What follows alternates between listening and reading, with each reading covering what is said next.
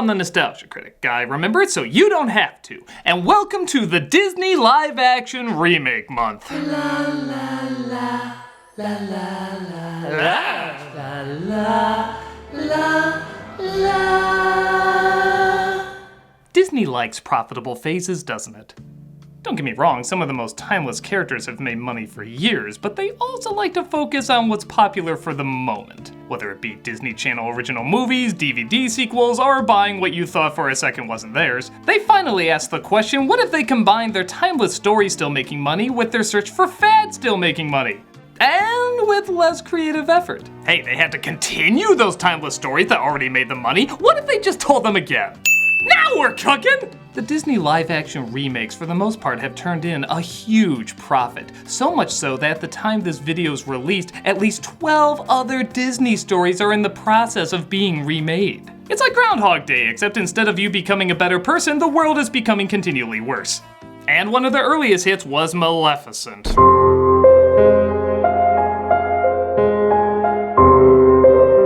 Starring Angelina Jolie, this was supposed to do for the villain of Sleeping Beauty what Wicked did for the villain of The Wizard of Oz. Hey, Disney is ripping itself off enough, why not steal from other sources?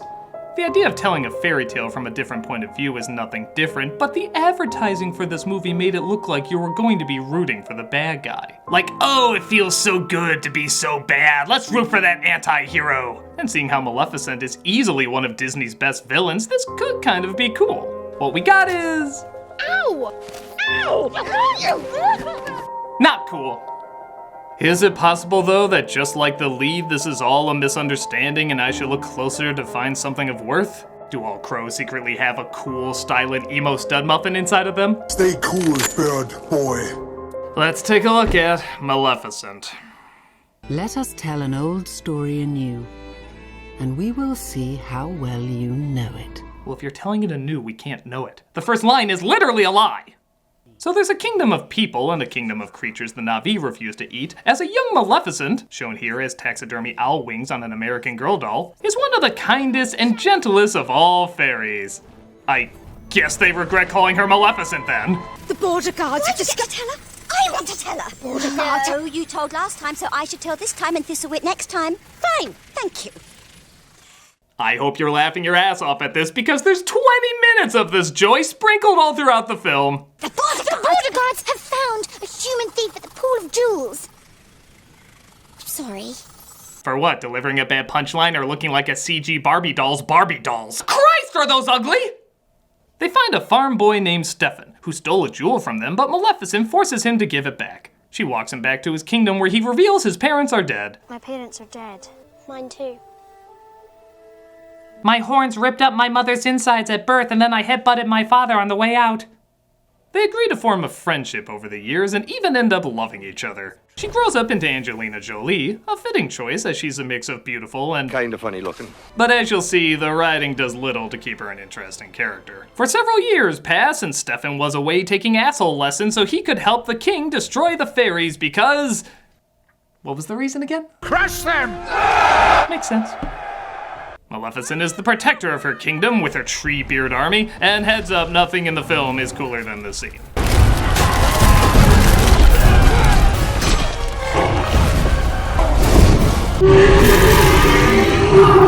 Well, that was a great climax in the first 15 minutes of the film. Set the rest of the flick to... Stefan, the crown's personal Scottish Michael Bay, hears the king say whoever kills Maleficent will become the future ruler of the land. Hey, how is the old M-gal anyway? Maleficent? He finds he can't actually kill her, but he decides to cut off her wings as proof. Good thing Maleficent's a heavy sleeper because she didn't even notice and she wakes up defeathered. I never even got to find out how they tasted. Stefan drops off the wings, which equals a body, I guess, and is appointed king. Maleficent says if one character can spontaneously turn into a dick, so can I, and she turns herself evil. Her first order of evil business? Turn a random crow into a boy. You monster! I need you to be my wings. What do I call you? Beaver. What do they call you? Beaver. It's not a name, that's the sound a goose makes when it farts. Beaver.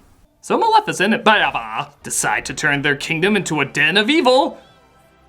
or just make things dark, but ooh, it looks so evil, and hatch the diabolical plan of sitting around and doing nothing for years. Doth your evil know no starting point?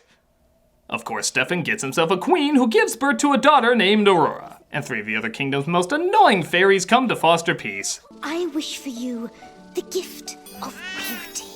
My wish is that you'll never be blue, only happy all the days of your life. May seeing grief and sorrow in other people confuse you so you cannot comfort them. Before the last fairy can give her present, though, and by the way, yes, we never figure out what it was going to be, Maleficent steps in to constantly show off that she has 2 rows of teeth. Stay away from the princess. Yes, stay away. I'll call you when a 90s rainforest needs patronizing. Before the sun sets on her 16th birthday, she will prick her finger on the spindle of the spinning wheel. Oh my! Actually, that's not too bad. And fall into a sleep like death! Oh, that's much worse. Actually, why don't you just make it death? Why a deep sleep that's like death? Why don't you just make it death? Wouldn't that be a lot simpler? Never! Okay, your curse. And because this movie's tone also seems to be on a spinning wheel, listen to the music they play over this scene. I like you begging. Do it again. Oh yeah, she's totally cursing that baby to feel the rhythm of her swing. Oh yeah. I beg you. All right. The princess can be woken from her death sleep, but only by true love's kiss. No! What are the chances a beautiful girl who's happy 24/7 will find someone to love her? You weirdly not practical monster!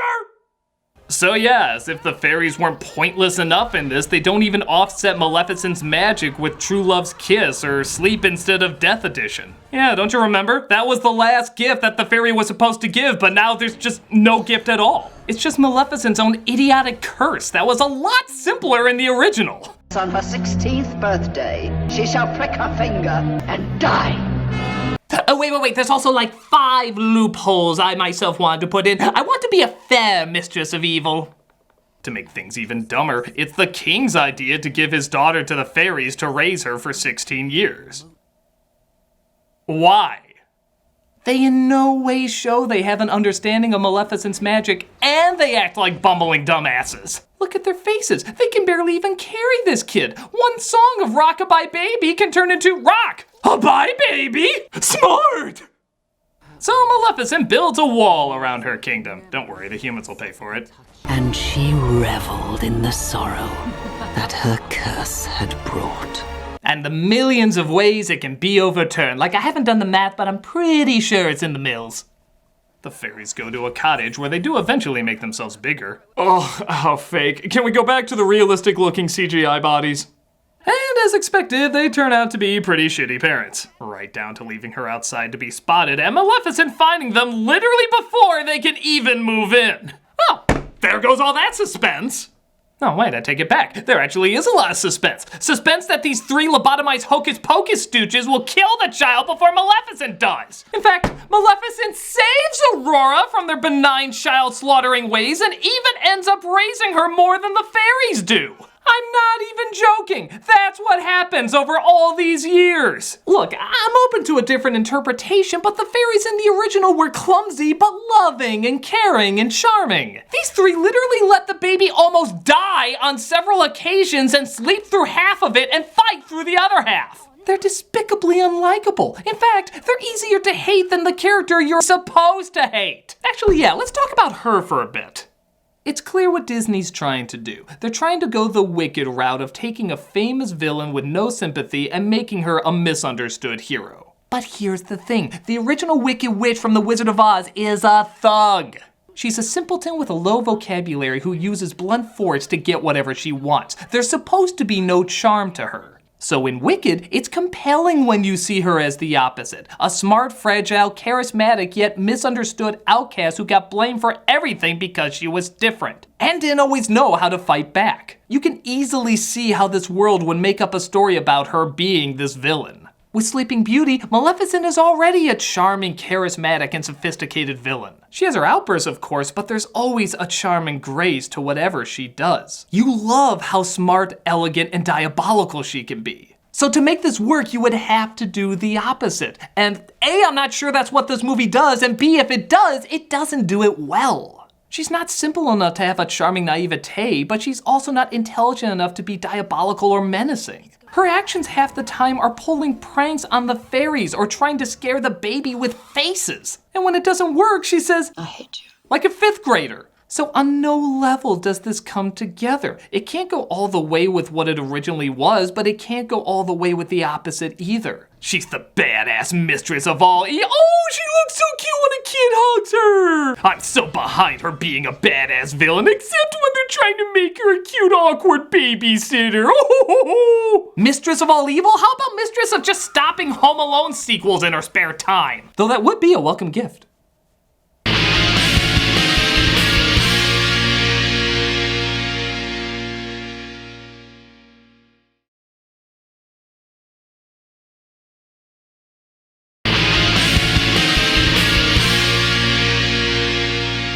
So as the years pass, Aurora, now played by Elle Fanning, grows older and, wouldn't you know it, Maleficent and her grow a close friendship. Again, this film really gives us exactly what we want from a Maleficent movie. I know who you are. Do you? You're my fairy godmother. To be fair, I'd rather have her than Helena Bonham Carter. So she visits Maleficent every night and they just hang out, throw mud at each other, have girl talk, express their feelings. Again, exactly what you would want from a Maleficent movie. Did I mention in the upcoming Frollo film that him and Quasimodo go bowling? It's very sweet and totally understands the character.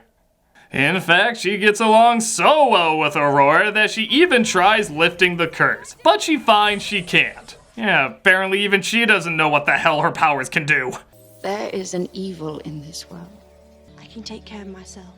I frolicked and smiled like nobody's business. I'm very self-reliant.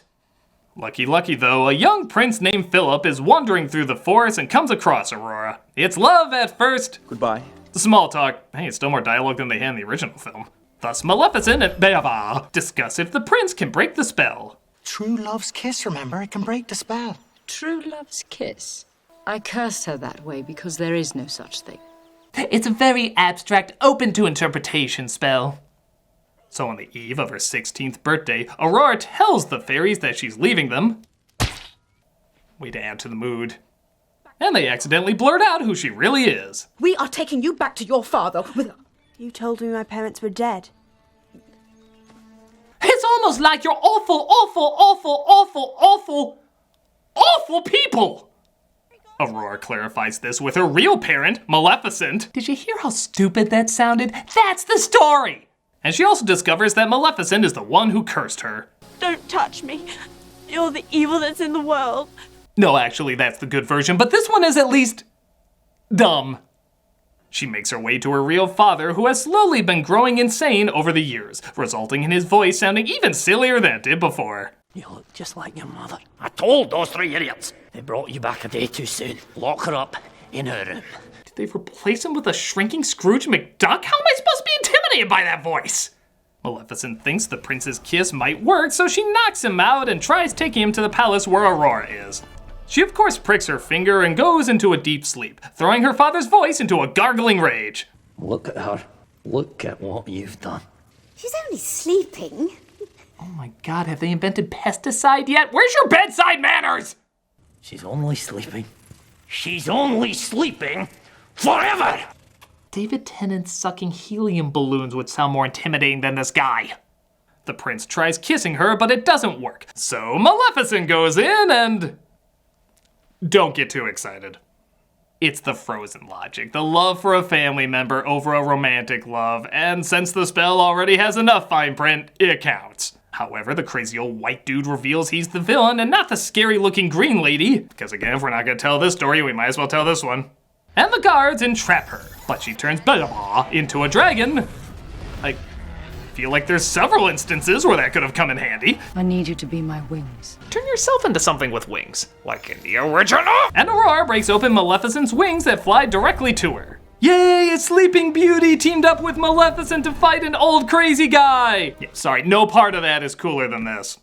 There's not even an acknowledgement to their past relationship or the years of love that they shared. She just tosses him over and it's done. You kind of even forgot they were in love. It's such a meaningless connection they have. But at least a scene later, it's revealed that Aurora is now queen of both kingdoms. All those years of giggling and twirling in her dress will no doubt lead to a strong government. So you see, the story is not quite as you were told. Even though Disney told me the first version I ever heard. And I liked it a lot better. And I should know, for I was the one they called Sleeping Beauty. I've been smoking a lot, that's why my pitch is a little off. My kingdom was united not by a hero or a villain, but by one who was both hero and villain. So that way, nobody is happy. Yay! So that is one of the greatest Disney villains of all time. Doesn't it show? I'll admit it does look very nice, even though the effects can be very fake. It's still shot quite beautifully and gives us some nice visual landscapes. But this movie is an insult to one of Disney's greatest characters. We don't want to see Maleficent as a hero. We love her fine as a villain. If you want to make her more complex, fine, but don't tell us deep down she's a good person. That's not what we're looking for. Some villains are so good we enjoy hating them, like the Joker or Freddy Krueger or any number of the Disney baddies. Trying to be both bad and good ruins what we appreciate about this kind of character to begin with, that she did go all the way. There's definitely great villains that can explore the good and the bad, but this shouldn't be one of them. This movie needed to pick a side, a tone, and an idea to stick with. Instead, it just sucks out the evil fun that made our happily ever after all the more happier. And it's a spell I'm not gonna fall for. And I'll tell you what, I'm avoiding the movies of this writer. I mean, it's not like this person wrote any other live-action Disney film. It's the next one, isn't it? Damn it!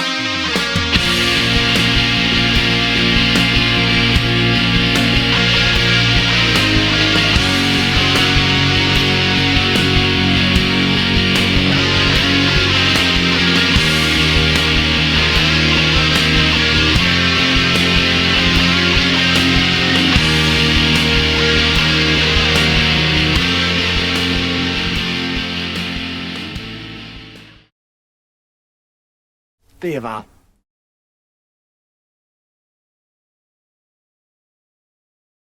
Hey, Doug Walker here doing the charity shout out, and this week we are doing Campfire. Helping youth become who they want to be takes time and encouragement. At Campfire, they help youth discover the exceptional people they are. Campfire provides the opportunity to find their spark and lift their voice.